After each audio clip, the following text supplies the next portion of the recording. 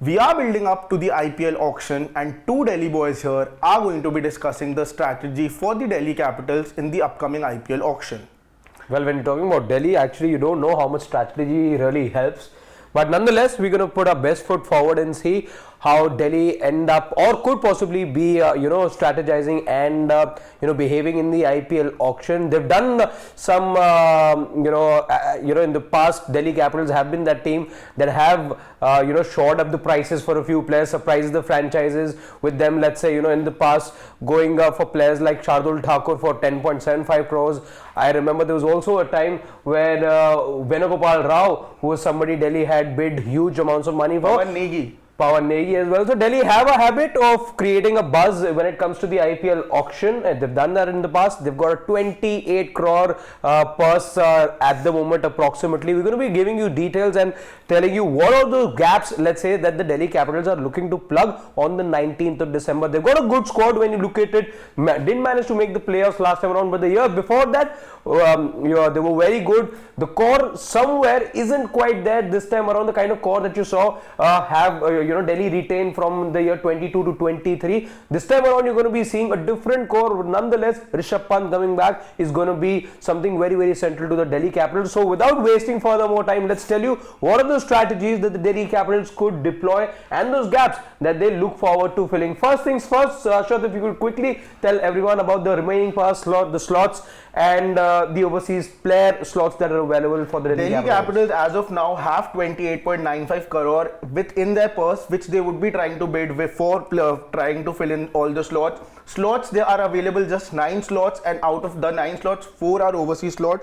We should not forget Rishabh Pant coming back into the side is going to be a very big boost, because last time around Rishabh Pant was seen coming and cheering for the side. The franchisee was very emotional to the accident Rishabh Pant had faced. So very big boost that is going to be for the Delhi Capitals. Absolutely. Let's just firstly tell you about the retained players. There are some that automatically make it to the 11, and we'll try pointing those players out as well, and then tell you what are those players and those gaps that the Delhi Capitals could be looking to fill in. These are the retained players by the Delhi Capitals. Rishabh Pant, as Shashwat just pointed out, happens to be there. You might as well just add a C over here, because he's going to be the captain of the side. David Warner, Prithvi Shaw. Again, the first 3 players that you see over there, automatic picks when it comes to the 11. Abhishek Purell, then you've got Akshar Patel, Lalit Yadav, Mitch Marsh, again somebody you can be very certain of. Same goes for Akshar Patel as well. Yash Dhul, Praveen Dubey, Vicky Ostwal, the youngster, who unfortunately was one of the 2 players who didn't get a chance in the last edition of the IPL. Andrik Nokia, Kuldeep Yadav, Lungisani Engiri, Khalil Ahmed, Ishan Sharma, Mukesh Kumar. Now, when you look at this on paper, Delhi do look a very good side. Let's be honest about it. They underperformed last year, but again, this side has shown good promise with Ricky Ponting right at the helm. They've progressed, let's say, after those few lows that they had in terms of the IPL. The last 2 seasons have shown some promise for the Delhi Capitals. And the core, we were talking about the Delhi Capitals core. Let's tell you who are these players now that form the Delhi Capital core. Of course, first name that comes to your mind is Rishabh Pant, David Warner, Prithvi Shaw, very much a part of the core. I, for one, and Shashwat disagrees with me, will let you know why. Prithvi Shaw has been central to Delhi's plans. They've shown a lot of faith in him for the last few years. Again, given the kind of disappointing season that Prithvi Shaw had last year, I was of the opinion that they should have let him go, because they persisted with Prithvi Shaw for too long. But nonetheless, he forms a part of the core. That is something that is coming out very, very clearly from the Delhi Capitals camp at the moment. These 3 players definitely forming a part of the core. Akshar Patel, Mitch Marsh, again those players that come in that Delhi Capitals core. Kuldeep Yadav, Andrik Nokia, the other 2 players. So that's roughly about 6 to 7 players that you can be very sure of when it comes to Delhi. And these are players, by the way, who've been with the franchise for a while now. Most of these guys that we named have been around for a while, and you know that Delhi is going to be planning around these 7 guys. There are those 4 slots that are available, and when you look at the list of released players, there's one gaping thing that you can spot, which is the middle order. You can be very, very certain of a few players as to where they will be positioned, but there are a few holes as well. But before we go forward, I want to pick Shashwat's thoughts on Prithvi Shaw. I know he's starting over there, but just for everyone to know, why do you think he merits a place right up there? By the way, just to remind you, hasn't had good IPL seasons as far as the last 2 years are concerned. Last year, was given a proper run of about 7 games, was then dropped as well. Yeah, he was definitely dropped. If we look at the whole side, I think top 4 is pretty much sorted by people just walk into side. Be it David Warner, Prithvi Shaw would be your openers definitely. Mitchell Marsh would come out to bat at number 3, and then you have a Rishabh Pant at number 4. Agreed. Coming to Prithvi Shaw, a short guy from Mumbai, excellent record in school cricket, great time, highly rated. We are past school days, aren't we? Doesn't he remind you of anyone? The way he times the ball, the way he's back. I know that during the Under 19 World Cup, if you remember, he was much more highly rated than someone like a Shubman Gill. That's 2018. He hasn't had the best form in terms in the domestic season also in the last couple of years, but I also think that things have not gone the way they should have gone for Prithvi Shaw because the ban had faced. Is there anything that Delhi Capitals could have done in terms of backing him? I think they've given him a very long They have clearly given him a very big and he's getting one right now as well. I for one, like I was saying, I wouldn't have really minded had he been released, because I think I've seen enough of Prithvi Shaw. I would have wished him luck, because yes, we all know he comes with a lot of potential, but Prithvi Shaw has done precious little in terms of retaining a place, and I know he will be starting, but I hope this of course, and we know we are heading into a mega auction next year, but before that, Prithvi Shaw needs to be one of those players who's retained by the franchise. Then he will have to do something unthinkable. Maybe you'll need a 600-700 run season from Prithvi Shaw for him to be retained by the franchise, because I am pretty certain he's not being looked at by many as a future prospect anymore. Yeah, he is not being looked as a future prospect as of now, and I truly believe with that. I remember the Under 19 season, he was much highly rated than a Shubman Gill. They are from the same batch, and now you see Shubman Gill have much more surpassed him. So I think this is the season where Prithvi Shaw truly has to arrive and make his arrival into the whole circuit, because after this it is going to get very difficult for him. He has made his international debut, he has done well for the country, but all the things that went wrong for him, be it the doping ban, and after there was the injuries, his disciplinary issues have been a very big problem. Those are the things I think Prithvi Shaw will have to keep in mind. I don't think technically his game wise he's lacking in any way. I think the other reason, and this is where someone like a Rishabh Pant, someone like a David Warner, Saurav Ganguly has joined the team again, and Ricky Ponting. If these people go on to talk to him, they have that pat his back and talk to him regarding that, is something I think that is going to help Prithvi Shaw. See, all of that has happened.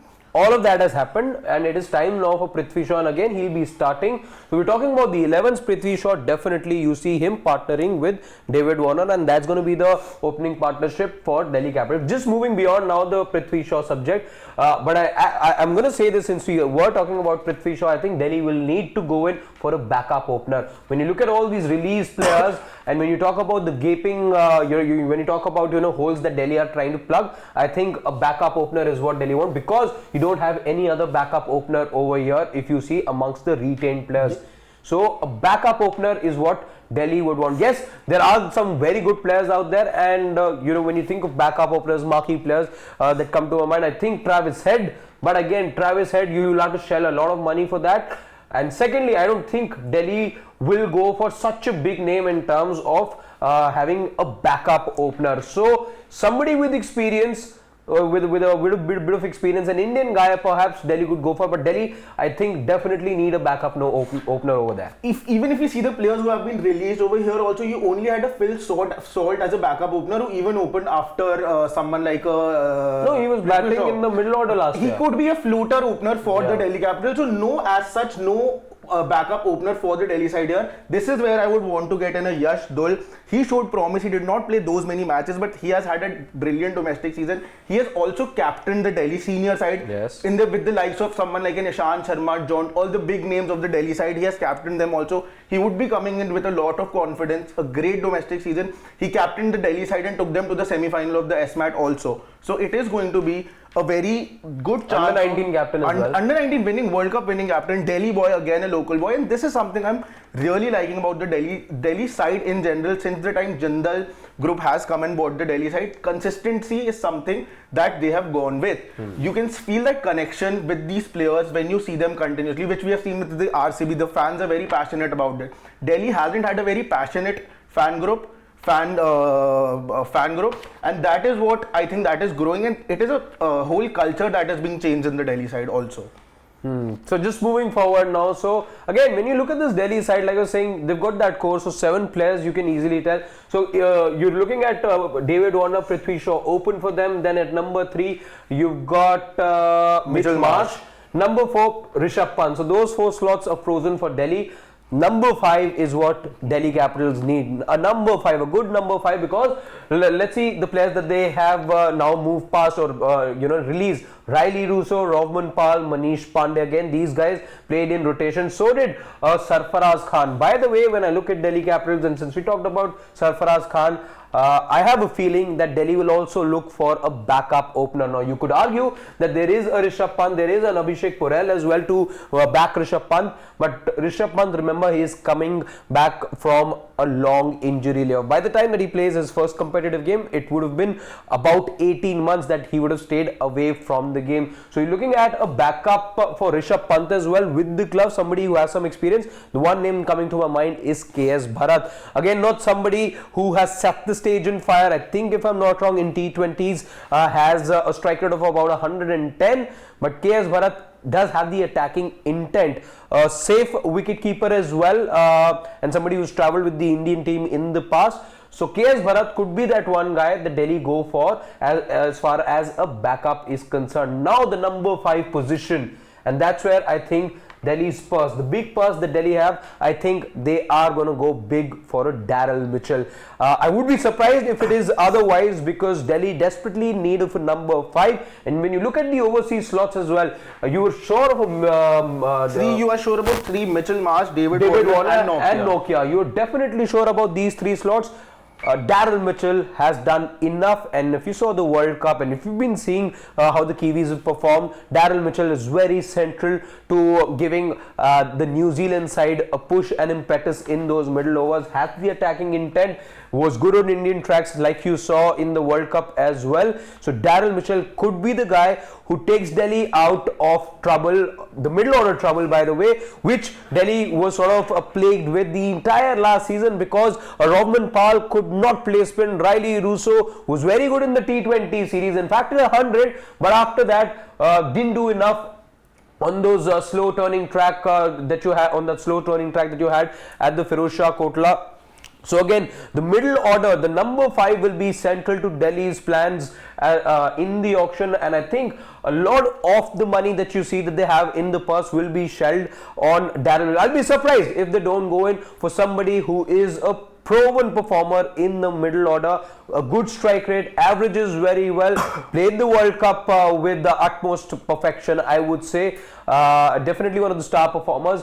So Daryl Mitchell could be that guy that actually makes a difference to the Delhi side. What I have also noticed during the previous season was that they have really trusted someone like a Lalit Yadav. They have gotten him to bat up the order. But again, he also gives, if you're going straight in with an Akshar Patel and Kuldeep Yadav with your spin options, he gives you that off spinning option also. So that is where they have really relied on someone like a Lalit Yadav. He hasn't had a very great season, but he hasn't even had a very bad season also. Abhishek Porel again comes from Kolkata, under 19 prospect, did really well for Delhi Capitals in the middle order, has the ability to clear the fence also. So I think someone like Abhishek Porel could give you that wicket keeping option also in the middle order and could bat for you at number 5 or 6 also. But nonetheless, again, when you talk about experiences, there was a few games that both Lalit and Abhishek Porel got in the last campaign, and I'm of the firm opinion that Delhi will go in for a much more seasoned player. The problem is that they're not seasoned players.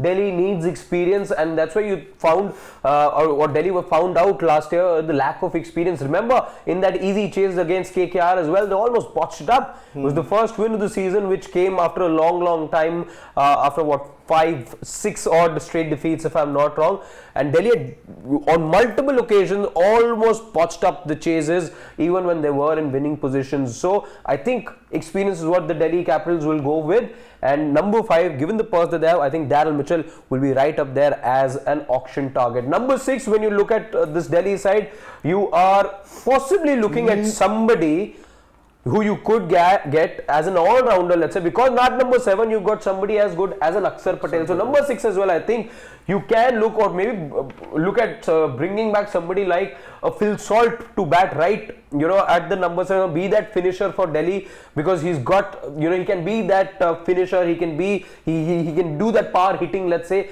So I think there's a slot over there, an all-rounder more likable for Delhi, because at number 7, number 8, those positions are fixed with Akshar Patel and then Kuldeep Yadav.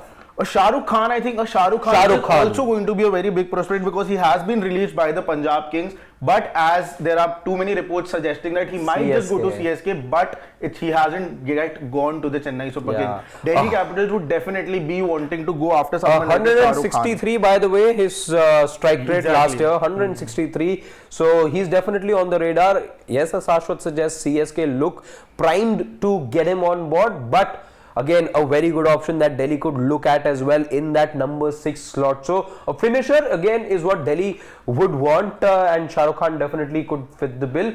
At number 7, there's no two thoughts about it. There is Akshar Patel, a very able all-rounder over there. Number 8 is Kuldeep Yadav. So that's your top 8 as far as Delhi is concerned.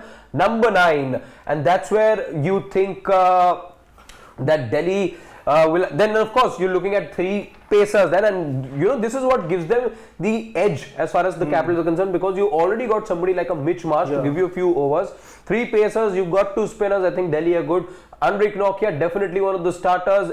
Plus, I think Mukesh Kumar, because Delhi have again backed him. So those 2 slots over there. The third bowling option is where I have a feeling that Delhi might want to be plugging in that gap as well, because Ishant Sharma, not too sure if he can play all the games. Same with Khalil, inconsistent last year. Not too sure if he's going to be the guy who can play all those 11 games. So maybe somebody like an Umesh Yadav, maybe somebody who's had prior experience in the IPL. Remember, Delhi have the purse as well to go for a few players, and they're only looking at plugging in 3 major gaps. So maybe an Umesh Yadav, somebody who knows the Indian conditions very well. It can't be, I don't see a scenario wherein you can look at an overseas buy over here. Though, personally asking, I think if there isn't too much interest, and we've seen that with Sri Lankan players, by the way, despite all the good performances that they've put in, there is little interest that Sri Lankan players draw for some vague reason. Dasun Shanaka being a prime example of that.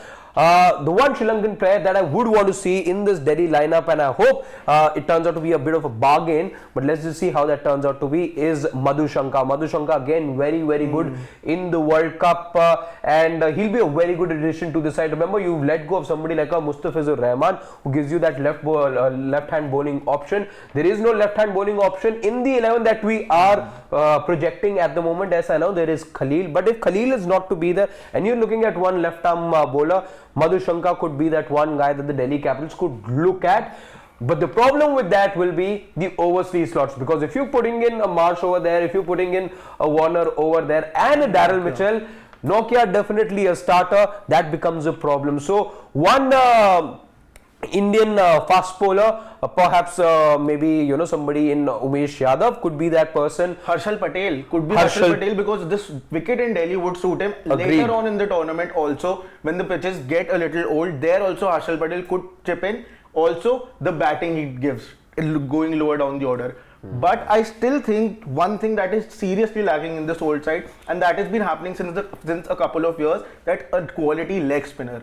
All the T20 sides. But you don't have a place. You could play. Because Akshar and Kuldeep are bound to start. And then you play a third spinner. Then you play a third spinner, and you play with 2 pacers, Nokia, Mukesh Kumar, and then you have a Mitchell Marsh. You have 3 fast bowling options, and then you can go in with 3 spinners. But just 3 again, you're talking about variety in today's day and age. I doubt if Delhi are moving away or playing a third spinner over there. I seriously doubt that. I think one of those days anyway, where you would have the courage to field as many as 3 spinners in the side. So I don't think Delhi will be too ambitious of having a leg spinner in their lineup. You could even do this. You can get in a leg spinner at number 9 and play a fast bowling all-rounder at number 6. Could be a domestic player also, a fast bowling all-rounder at number 6. And I'll tell you what the problem over there is. Mitch Marsh, given the fact that he also can be a little susceptible to injuries, by the way. If Mitch Marsh, God forbid, if something happens to him, if he's not there, what happens to your third bowling option? Then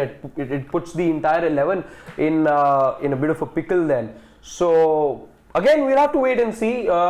And by the way, you're looking at times where even when India are playing whatever, even somebody like a Yuzi Chahal doesn't make it to the 11. So that little obsession with leg spinners that we have, it's slowly tending to sort of fade away is what I see. Look at the Indian side that played just about a couple of days back. You didn't have a Ravi Bishnoi play because there was somebody like a Jadeja and Kuldeep Yadav already in the lineup. So I'm not too sure if Delhi will be very bullish on buying a leg spinner over there, because I think that's done. Plus you've got somebody like a Vicky Ostwal as well, remember, who you can turn to if need be at some point. But would you go with two left arm spinners? Because then Akshar Patel and Vicky Ostwal would be the same. I think Vicky Ostwal would only come in if something happens to someone like an Akshar Patel. Agreed. Then I think a leg spinner is seriously missing in this whole lineup. You have Praveen Dubey, whom the team has gone to, has been backing since a couple of years. He has played for Delhi Capitals also. I remember this season, Delhi Capitals played the final. He was a part of that side also. So leg spinner I think is genuinely lacking. Piyush Chawla, you have seen him do so well in the IPL. So leg spinner I think is something. Otherwise the team, I think this could be the season for the Delhi Capitals, because if you just see this side, you have David Warner, Prithvi Shaw, Mitchell Marsh, Rishabh Pant. Two slots are empty, which if you get in a Darren Mitchell, just hoping that he comes. Then you have Akshar Patel, Kuldeep Yadav. Bowling, you have Mukesh Kumar, who is in prime form, just played for India, would be high on confidence. And then you have an Andrik Norkia also. Yeah. Norkia though, again going to be playing a very, very crucial part. He's going to be the spearhead of this Delhi bowling attack. But Delhi Capitals, we will just try to wrap up the conversation here. Not having a lot to do in terms of fixing things, just about 3-4 players, because the 7 that you're talking about are definitely there. You're looking at just those 3-4 players to have that perfect team. A good balance that you can already sense from the Delhi Capitals. Underperformed last year, agreed, but again they do look like a side which if they get their strategy in place and if they're able to pick the right players at the auction on the 19th, which is going to take place in Dubai, maybe Delhi Capitals, who knows if they're able to formulate that perfect side, and who knows, like Saswat said, that perhaps this may just be the year for the Delhi Capitals. Just one of the few sides out there that hasn't won the IPL title yet. Will it be their year in the following edition of the IPL? We'll find that out, but let's see how the auction pans out for the Delhi Capitals.